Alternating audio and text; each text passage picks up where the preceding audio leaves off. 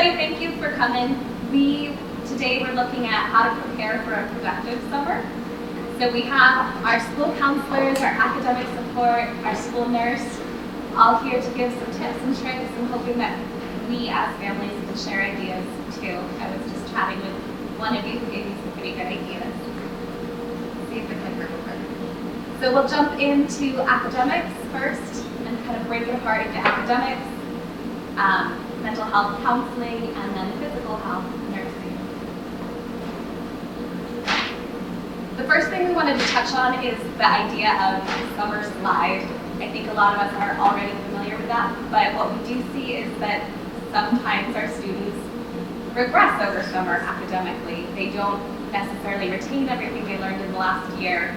So when we come back to school, teachers often spend the first few weeks, first few months reteaching or catching everybody back up.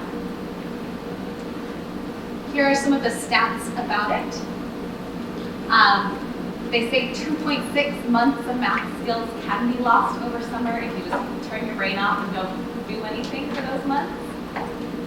2 months of reading can be lost, so it's a pretty big impact if we just sit back and relax, which is lovely to do.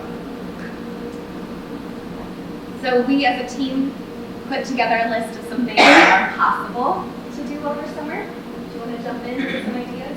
Yeah, so of course there is a long list of things, and I encourage all of you to find what works for your student or students.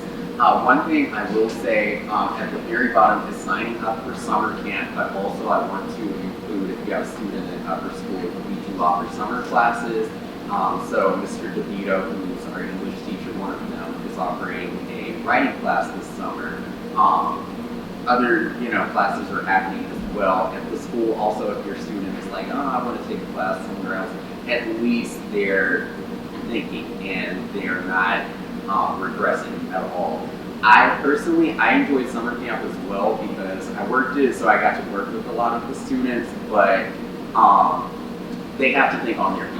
So they can't have a time where it's like, I'm just here relaxing. You have to think. There is still academic courses going on, even if they're not taking a summer class, but they're like volunteering at one. So that's a sneaky way to say, we'll volunteer instead, but still keep their brains active. So that's one way, and then of course we have others, but definitely see what works for your student, make the call as a parent, and just find any creative way to keep them engaged over the summer. Just this morning we had a few of you asking about volunteer options, and so that will be Mr. Wells will be the person that you'll want to reach out to on campus, because I don't know how many middle and after school students they're allowing to volunteer this year. In the past it was really heavy with our own students being the camp counselors, and I think they've gone a little bit more towards having adults work the camp rather than volunteering, but certainly reach out to Mr. Wells if that's a good opportunity for your middle or upper school student. And then we do have Camp Mustang for beginning and lower school. That's more of the fun, not so academic. I know my daughter's taking Disney Princess Camp and Star Wars Galaxy Far, Far Away, so it's more just fun themes. But then in middle school, they have some really neat, if not the volunteering side, if they want to actually take a camp, they have what's called a signature series, where there's going to be a really cool drama exploration where they actually go to the Utah Shakespearean Festival together. There's another one that's archaeology, where our on-staff archaeologist is going to teach them how to dig and throw atlatls and do some really neat studies in that way. But beyond what we have here, UNLV offers a really neat literacy institute over summer that is supposed to be really strong, and they have options for you at CSN up on this side too, so that way you're not driving all the way down across town for that, and we can send you information there. There's camps, yeah. There are some that are on campus at UNLV, but there are some, I believe, at each of the CSN locations across the valley, so CSN Cheyenne is probably our closest option. For this one is a literacy institute. Also, But it's CSN. the College of Southern Nevada.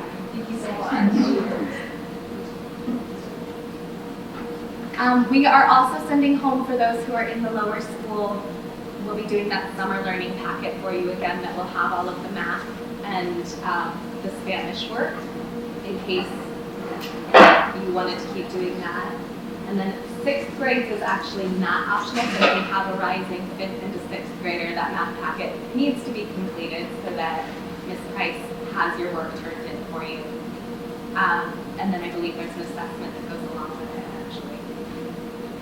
And then we're going to jump into, this is perfect timing, our last counselor just walked in, so jump into more of the mental health and staying happy and healthy. So I'll pass it over to you. Jump to you. Can we do it? Yes, please. All right. I'm just coming in. I'm Ms. Loomis, I'm the lower school counselor. Just like the summer slide, with behavior and mental health, it's a big change for students to be out of the classroom, to have more free time, to not be socializing as much, to have a different schedule that happens in the summer.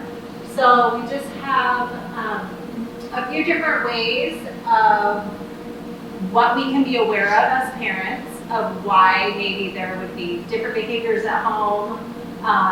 Maybe sometimes we see more laziness or not a lot of motivation to do things just because they don't have that same schedule or the rigor that's at school.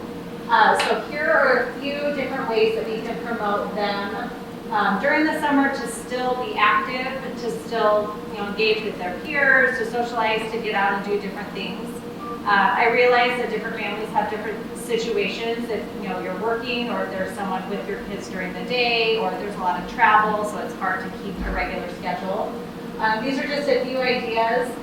Obviously spending as much time with them as you can, doing things that they want to do, planning things together, getting outside. One of them says encouraging self-care, so keeping up an active mindset of trying new things, exercising, getting outside. A lot of times it's so hot here that it's easier just to stay inside, stay out of the heat. A lot of iPads, computers, sometimes that is how they socialize with each other, is on those computer games because their friends are on, and maybe you don't live near a friend, so that's how they can talk to them. But just trying to limit those things. And then maintaining a sleep schedule is important. I know especially for the teenagers, they tend to stay up a lot later and then they sleep in more, so then that just shifts their whole day. I know as a working parent, it's hard to have your kids be on a different schedule than you are with their sleep schedule. So trying to encourage them to still get the sleep that they need, be active during the day so that they are tired, will help with their mental health, and connecting with other people and talking will keep them from just kind of staying indoors all day, not talking to anyone, being in front of screens. That's not good for anybody. They already talked about enrolling in camps. That's a great way, even if it's a day camp, just to get them out and doing something. Trying to incorporate new different things during the week, going somewhere new, having them plan some things. And then if you do need extra support for mental health over the summer, there are resources, and you can reach out to the counseling team that we can help you connect if you feel like over the summer you might need some more. Yeah. The social media restrictions, do you have any tips on how to do that? We have a middle and an upper school. And the upper schooler, It's hard. How do you, are there any I think with that, that is definitely difficult because social media has definitely taken over for many of our young children today. But I don't know what authority you choose to take over their phone, but I know there's like screen time that you can set on your phones and everything. It's within the settings of like different iPhones and Androids. You can set it for different apps as well. But just speaking on the camps is again something to get them away from their phone. I had plenty of different resources that I'm willing to share as well. There are plenty of like summer camps for swimming. I know UNLV offers a lot of camps during the summer. There are like karate classes. I always encourage the students to stay active, to exert that energy in a different way so that they're tired and not more so into the phone and wanting to be on the couch or watching TV all day. I can even speak from my own experience. The more that I'm moving, the more tired I get later in the day. I don't want to spend much time on my phone or my laptop or anything. So, they have a lot of energy now. So don't let them tell you like, oh no, I'm just tired or I'm lazy or I'm sleepy today. They have a lot of energy that they can exert at this age, and I think it will be perfect for all ages from K through 12 to be able to get into things that will get them moving. And even for, I believe there's a summer camp here as well. I can't remember. Yeah, she talked about it. Oh, you did? Okay, I'm sorry. Yeah, so even the camp here at school will keep them going. Just something to keep them active throughout the day. It will definitely be the number one step towards keeping them away from the phone. And then there are a few apps that you can add to the phone that will limit, and we can compile a list for you if you'd like. So if you just email any one of us, we can respond back to you and get you some of the names, but there are certain restrictions that you can put on. I know iPhones have, you can limit, like you said, the apps, but you can also put time limits, so it'll just shut off after a specific time, and then they can't turn it on until a specific time. So that does help too. And you make the password, so Yeah. it's like they would, unless you tell them the password, they wouldn't know. And iPads, you can do the same thing too. Yeah. And then just one more thing about that, and then we can move on. Depending on the age of your students, it's worth having a conversation with them of saying, during the summer you have a lot more time. What do you think would be a reasonable amount of time? Instead of you always feel like you're enforcing the rule and then they're mad at you and it's never fair. So having that conversation together, I think helps them have a little bit of buy-in and be like, well, you decided this, or what's going to happen if you go over, or how can you earn more time? I think usually helps them feel like they're part of the decision instead of always as a punishment. So that's a good place to start sometimes.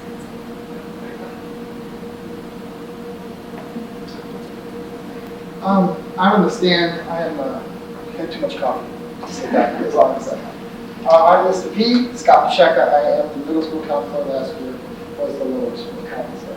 I want to start by saying, though we have divided these three buckets, kind of academic, physical, and mental health, I just think it's an important thing to point out these things overlap. When one of them isn't going well, the other two often follow. I think we can all think of that time as an adult where maybe something was going on in my life and my mental health wasn't right. My work performance suffered. I wasn't finding the gym as much as I did after work. Vice versa, I'm not feeling well, or I'm not performing well at work. I feel like maybe I'll lose my job or something like that, right? Then all of the other stuff follows. So I think it's really important to remember that these, while they are three different domains, but they really are pieces of a child. And human, right? It's funny you bring up social media. I think it has a lot to do with executive functioning. It's kind of a hot button word right now. I hear everyone talking about executive functioning. The funny thing is, when I ask people what it means, I get a lot of different answers. And generally speaking, the answer is like organizational skills. I would tell you that's a piece of it. Really, when I'm thinking of executive functioning through a therapist lens, I'm thinking about planning skills, time management, and then also organizing. Right? What do kids do before I sit down and take on a task? How do I break down this longer project that's going to be 2 weeks into digestible pieces? Or do I just sit down and start writing that paper? Right? Run into writer's block, I have no planning skills whatsoever. I know I'm writing about World War II. Here I am in paragraph 2, I'm like, where am I going with this? So when it comes to social media, I want to tie it in before I move on to my thoughts on executive functioning and how to incorporate this in real life scenarios. Social media is not going anywhere. The world's only getting more digitized. I can set a bunch of apps on timers for my kid. I can limit their screen time. Eventually they go to college and lose that power, right? And I found that a lot of times when we restrict kids and they're simply reliant on us for self-control, that when we cut the cord, now it can be overwhelming. Now the world is my oyster. So really when I'm thinking about social media, I'm trying to think about kids using it responsibly. And I think about it myself, right? I can't tell you how many times I've caught myself like open Instagram, check something, close it, open it again, right? Me and my wife have this discussion a lot because we both get on each other when we're on our phones and trying to talk to each other. So the number one thing I want to start with social media is get a baseline. How much are they actually using it? I think it's an often thing said, they're using social media too much. How much are they on their phone? All the time, right? There's literally ways to track it. If I have a goal in any domain in my life and I have no data, it's going to be hard to hit. How much are we earning? How much I earn to spend time? What's a reasonable way to reduce this? Right? To go from, you find out the kid's on it for 6 hours a day, now you get it 1 hour a day, it's a drastic change, you probably set up for failure. So my first piece of advice would be, like, find out how much they're on the phone, make them aware of it. When I look at my screen, I do it myself. And me and my wife kind of have like this screen time lessening competition going on. And I'll be honest, when I first saw how much I was on the phone, I was like, oh man, this is a bigger problem than I thought it was. It was shocking to find out, right? You don't think about the little emails you check, the little, think about it. So make them aware. This is how much you're on. How much you think is reasonable? Where does that fit in your schedule? Where is their time? When is their time for social media? Is really a more important skill, right? I don't anticipate the kids are going to go to college and delete all their socials. I don't. But I hope they go to the library first, do what they have to do, and then when it makes sense, I can kind of mess around on my phone. So building practical skills is a big part of executive functioning. And if I'm planning it, right, I'm looking at my college schedule, and in my downtime, I've made a schedule, and I understand, okay, after you started middle school, right, high school, after all this is done, this is my Instagram account. I'm fine with that. You've done everything that you need to do. You've exercised, you've done your schoolwork. This is the time you've allotted yourself to kind of dumb down, for lack of better words. That's okay. That was planning. Executive functioning taught them how to put that into their schedule. Now, when it comes to executive functioning and academics over the summer, you could throw your kid in a class, right? Those are always good options, and they're probably, strong programs out there, as Dr. Withey said. I'm big on using summer to figure out when we can incorporate skills into real life. How are the things you just learned in that school year serving you in real life? So if I want kids to do math, right, maybe they're calculating tips and bills. They're looking at the grocery list, and I'm asking them how much money did we save. I'm getting them to do math in real life. If I'm practicing executive functioning skills, maybe they make that grocery list. They divide it. Where's the dairy? Where's the produce? Maybe we have a road trip coming up. I have them look at a map. How much time do you think it's going to get to go from here to there? Maybe they're making their own schedule of chores and estimating how much time do you think it's going to take to vacuum? How much time is it going to take to do the dishes? These are planning skills. They're planning how much time is it going to take me to do tasks. I'm doing homework during the year, right? I reward kids for figuring out. It's a big problem I see middle school kids specifically and upper school kids too. Their schedules are jam-packed. Jam-packed schedules, and often their estimation of how long the homework assignment is going to take is less than it actually does. And so I have these 2 hours at the end of the day where I'm going to do all my math, reading, and science, but the math took an hour. And now I'm up till midnight. And now the snowball starts, I'm tired at school. So creating these real life situations to start to understand how time works, how my speed of things is. If I want them to write over the summer, I could take a creative writing class, and that's always a good thing. Or invite me a movie review. I'll take you to a movie if you write me a movie. I want to read it. Right? Or write a letter to somebody if you want to be creative, writing together with them, right? But these are real life applications of the skills. Eventually, that's the goal of everything we do academically, is to make sure that they have real life success skills.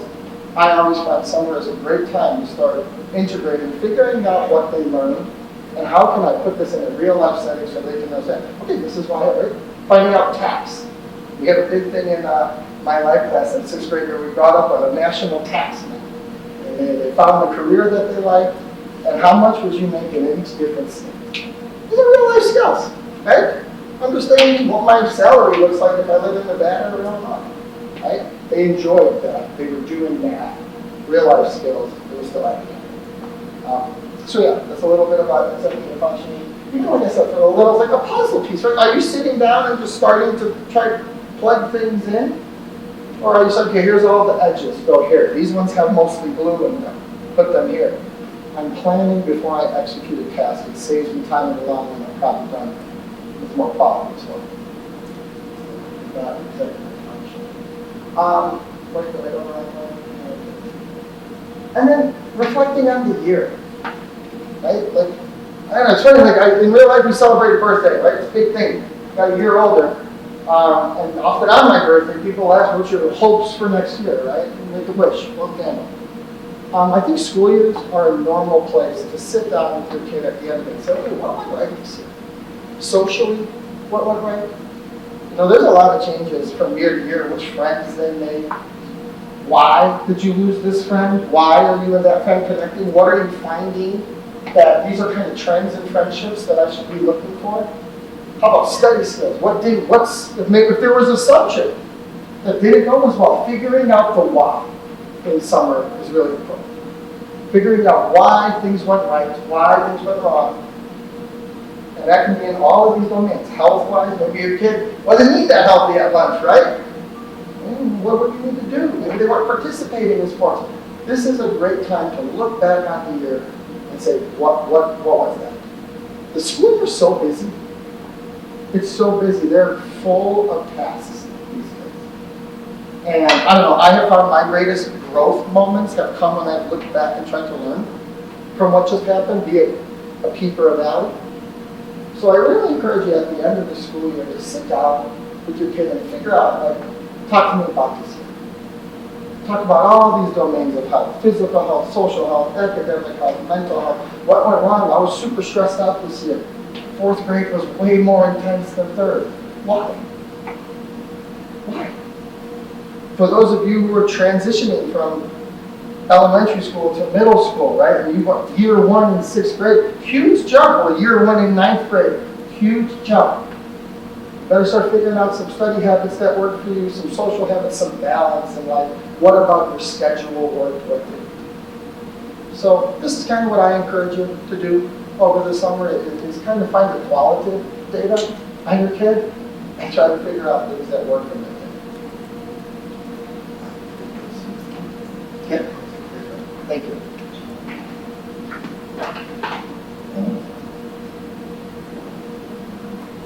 So I just wanted to give a couple, it's just some information for over the summer for physical health, just what to expect before next school year. So I want to talk quickly about immunizations. So for students entering 7th grade, they are due for their first dose, their only dose of Tdap and their first dose of the MCV4, which is the meningitis vaccine.